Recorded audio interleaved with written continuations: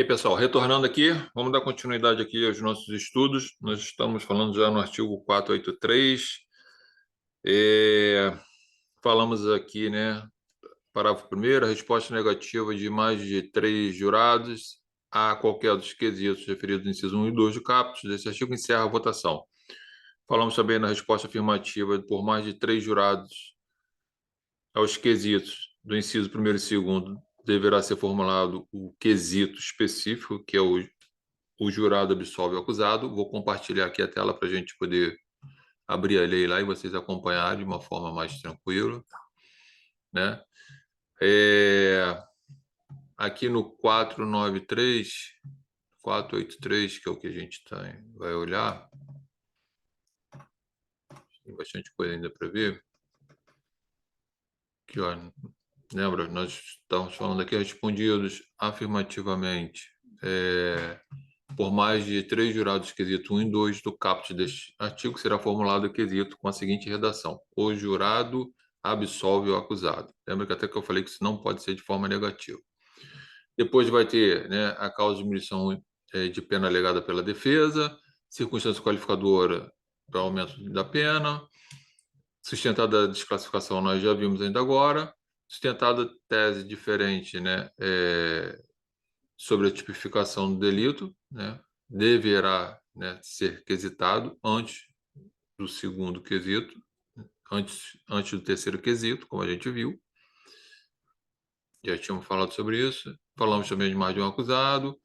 A seguir, o presidente falamos também aqui do 484, como 485 agora, ok? Então, vai lá.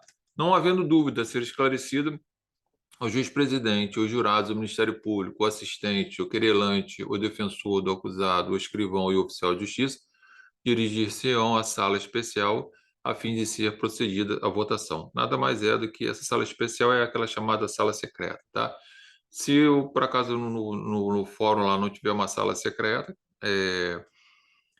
o juiz pede para que todos se retirem do plenário lá, o pessoal do povo, famílias, enfim, que vão assistir, estudantes de direito, e faz a votação ali, ok? Parágrafo segundo, o juiz-presidente advertirá as partes de que não será permitida qualquer intervenção que possa perturbar a livre manifestação do conselho e fará retirar da sala, né, quem, por algum motivo, estiver realizando algum ato inconveniente. Então, gente, aqui nada mais é do que a reunião do conselho de sentença perante o juiz, Ministério Público e Defesa, e lá vai ser passado para eles as perguntas referentes ao que a gente está falando sobre os quesitos. E eles vão responder via uma cédula, né, que vai chegar uma cédula para eles, eles vão marcar sim ou não, dependendo da resposta que eles quiserem, e depois o juiz faz a contagem na nossa presença, tá? Artigo 486. Antes de proceder à votação de cada quesito, o juiz-presidente mandará distribuir aos jurados pequenas cédulas feitas de papel opaco e facilmente dobráveis, contendo 7 delas a palavra sim, 7 a palavras não. Então, cada um vai receber lá 2 cédulas, uma com palavra sim, outra com a palavra não, e vai votar lá, ok? Para assegurar o sigilo do voto, o oficial de justiça recolherá em urnas separadas as cédulas correspondentes aos votos e as não utilizadas, ok? Para manter total isenção. Após a resposta, verificados os votos e as cédulas não utilizadas, o presidente determinará que o escrivão registre no termo a votação de cada quesito, bem como o resultado do julgamento. Isso aqui é um procedimento normal, né? Parágrafo único do termo também constará a conferência das cédulas não utilizadas.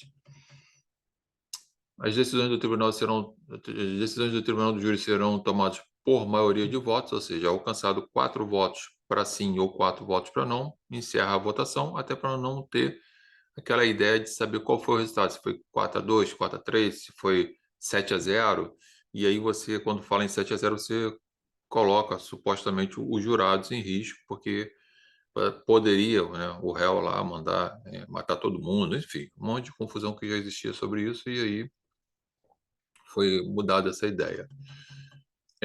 Se pela resposta dada a um dos quesitos o presidente verificar que ficam prejudicados os seguintes, assim o declarará dando por fim a votação. né? Se primeiro quesito lá tem materialidade, os jurados votam, tem. Segundo quesito, tem autoria, coautoria ou participação, os jurados votam ou não. Ali, o terceiro quesito que a gente viu que seria perguntar se o jurado absolve o acusado, está prejudicado, porque os próprios jurados reconheceram que o acusado, o réu, não participou de alguma forma daquele crime, né? Isso que está falando a lei. 492, esse aqui um artigo interessante, né? Ele veio até com algumas mudanças aí depois. Vamos lá. Em seguida, o presidente proferirá a sentença que. Então, votou, a gente ali dentro já sabe se o cara foi absolvido, se foi condenado, e o juiz vai proferir a sentença, ok? No caso de condenação, o que ele tem que fazer? Gente, aquela ideia de sempre, né? Respeitar o sistema trifásico do artigo 68 do Código Penal. Então, vai ter que fixar a pena base, vai considerar as circunstâncias agravantes ou atenuantes alegadas nos debates. Olha que eu falei anteriormente que lá do que a gente já tinha estudado, nós não vimos nenhum dispositivo falando sobre circunstâncias atenuantes e agravantes. Mas por quê? E aqui deixa claro para a gente, ó, que tem que ser alegada nos debates. Então, se você tiver alguma circunstância atenuante que você queira que o juiz observe e aplique em caso de condenação, você deve, no seu momento de oratória, apresentar elas, ok? Se não fizer, o juiz não está obrigado a reconhecer, tá? Então, cuidado com isso. Foi o que eu falei anteriormente para vocês. Imporá os aumentos ou diminuição da pena em atenção às causas admitidas pelo júri e está fazendo o cálculo da pena, tá? Observará as demais disposições do artigo 387 que fala lá da sentença, tá?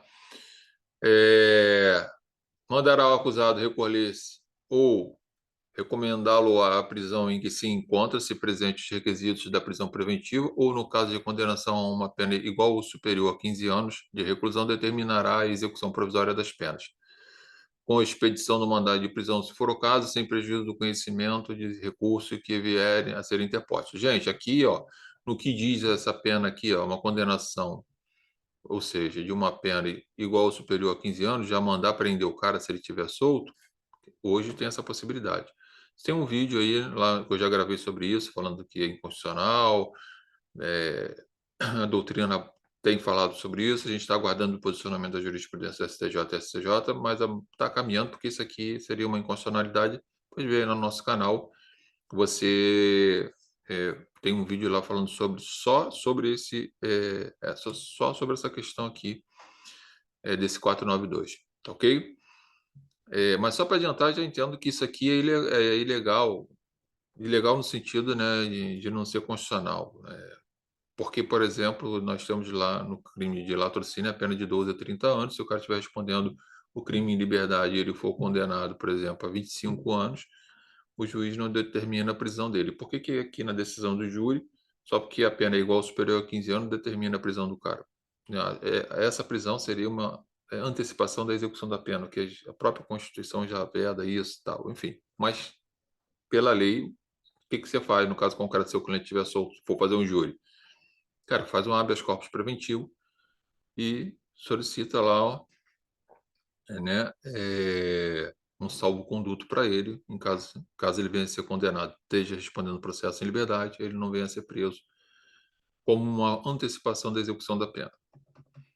Também falo isso lá no outro vídeo, tá? Estabelecerá os efeitos genéricos e específicos da condenação, vai falar lá, né, do 98, 91, 92, 93, 94, enfim. Isso tem lá no Código Penal, não é objeto do estudo aqui. No caso de absolvição, mandará colocar em liberdade o acusado, se por outro motivo não estiver preso, revogará as medidas restritivas provisoriamente decretadas, imporá, se for o caso, a medida de segurança cabível, ou seja, seria absolvição imprópria, reconhecer que o cara é maluquinho da cabeça e por aí vai, tá? Primeiro, se houver desclassificação da infração para outra da competência do juiz singular, o presidente do tribunal de júri caberá proferir sentença em seguida, aplicando-se quando o delito resultante da nova tipificação for considerado pela lei como infração penal de menor potencial ofensivo, disposto no artigo 69. Então, desclassificou o crime. O juiz é competente? Pô, se essa desclassificação, o sujeito tem os benefícios lá da Lei 9.099, vai ser aplicado para ele. Ok? Parágrafo 2º. Em caso de classificação, né, o crime conexo que não seja doloso contra a vida será julgado pelo juiz presidente do Tribunal do Júri, aplicando-se o que couber o disposto para primeiro. Então, se tiver uma desclassificação e o crime conexo que estava ligado a esse crime doloso contra a vida, né, vai ser encaminhado para o juiz presidente, para ele também sentenciar, e ainda vai ser aplicado, se o caso de infrações de menor potencial ofensivo, os benefícios lá da Lei 9.099. Parágrafo 3º. O presidente poderá, excepcionalmente, deixar de autorizar a execução provisória das penas, de que trata a linha E do inciso 1º que eu falei que é inconstitucional, deste artigo, se houver questão substancial cuja resolução pelo tribunal ao qual competiu o julgamento possa plausivamente levar à revisão da condenação. Aqui seria que a lei está falando o seguinte: o juiz pode verificar, provavelmente a defesa vai recorrer e vai mandar soltar, então eu não prendo, né? Mas né, funciona muito assim, não. Na prática, a gente vê juízes mandando prender. Então, é bom você fazer o habeas corpus preventivo se o seu cliente estiver solto. A apelação interposta contra a decisão condenatória do Tribunal de Júri a uma pena igual ou superior a 15 anos de reclusão não terá efeito suspensivo, ou seja, já para não fazer com que o cara, para não suspender a execução da pena e manter o cara preso, que é um absurdo, para dar mais, entre aspas, né, a ilegalidade da prisão prevista no inciso 1º, a linha E do 492, que a gente está falando, tá?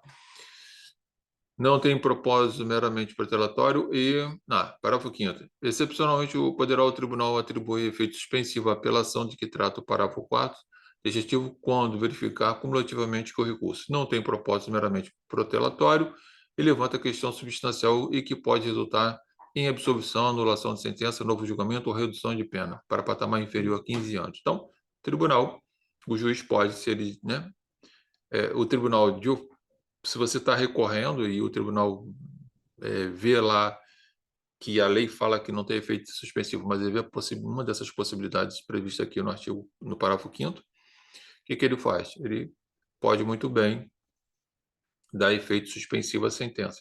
E aí, portanto, o cara poderia não ter que cumprir a pena de execução provisória, que é o que fala o inciso 1º do 492 da linha E, ok? Parágrafo 6º. O pedido de concessão de efeito suspensivo poderá ser feito incidentalmente na apelação ou por meio de petição, tá? Em separado, dirigido diretamente ao relator, instruído com cópias da sentença, condenatória, das razões de apelação, de prova da tempestividade das contrarrazões e demais peças necessárias à compreensão da controvérsia. Significa dizer que você pode entrar com uma petição, se, por exemplo, você entrou com uma apelação e não mencionou nada sobre a questão desse cumprimento de pena de forma antecipada, execução da pena antecipada. Você entra com uma petição posteriormente, incidental, informando que você quer que seja dado efeito suspensivo, enfim, e você vai fazer seus fundamentos lá. É isso que a lei está falando, que também não é o objeto aqui que a gente está fazendo. 493. A sentença será lida em plenário pelo presidente antes de encerrada a sessão de instrução e julgamento. Então, antes de encerrar a sessão de julgamento, todo mundo fica de pé, o réu fica de pé, o juiz lê a sentença para ele, tá?